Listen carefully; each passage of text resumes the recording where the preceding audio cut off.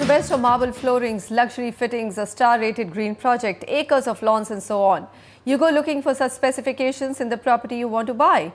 But even though this will be the costliest and the longest investment of your life, you hardly spend any time to check whether that project is structurally designed and built to withstand an earthquake or any other natural disaster. As Vasudha Sharma finds out, even the industry is in the dark with respect to building earthquake-resistant housing, and even our codes lack the spine. Take a look.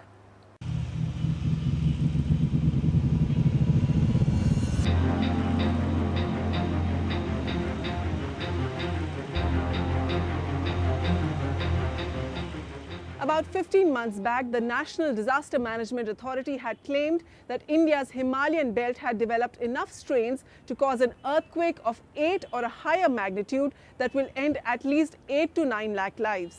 The question, therefore, is not when an earthquake will strike, but if an earthquake strikes, will our homes still be standing? The answer to that lies in India's building code, which according to experts hasn't kept pace with the kind of structures being built today. The Bureau of Indian Standards has not updated the National Building Code for the last 10 years. There exists no mechanism in the building codes for safety certification of buildings from natural disasters. And the most alarming gap is the absence of a specialized seismic code for tall multi-story buildings, which means anything from 10 floors to say 50 floors is treated the same in the code.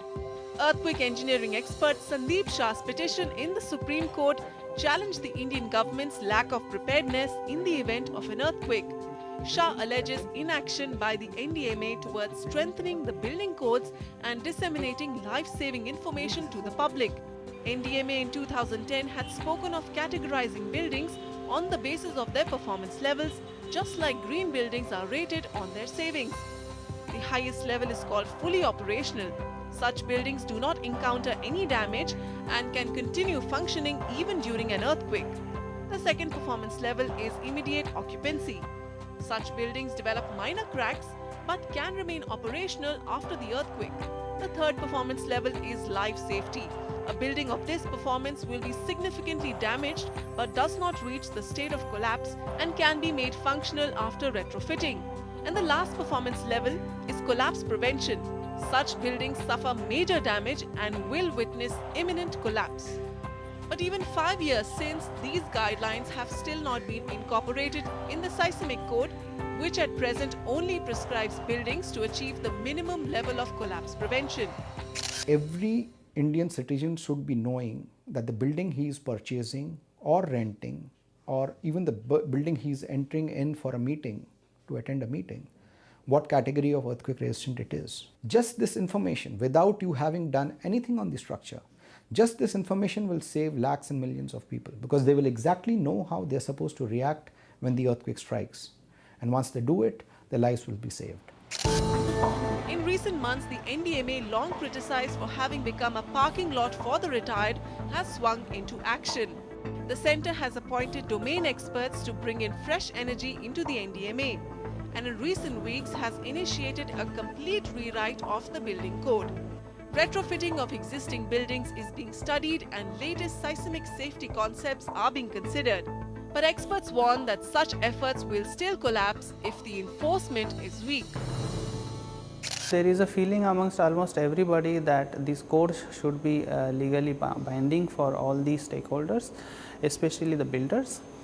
There is right now no such provision, but what we need probably to do is we have to categorize these into two parts. One is the codes, another is the specifications. Codes should be legally binding and specifications should form as a guidelines. NDMA's other ambitious reform was to establish a techno-financial regime where loan applications will be decided upon after the government or lending institution undertakes a structural audit of the proposed or existing construction. But even this has been scuttled in a debate with the Reserve Bank of India. The most critical reform needed today is how we'll retrofit our existing building stock and how we'll get people to demand homes that are built to last. With camera persons Prem Singh and Pooja Arya, Vasudha Sharma, NDTV.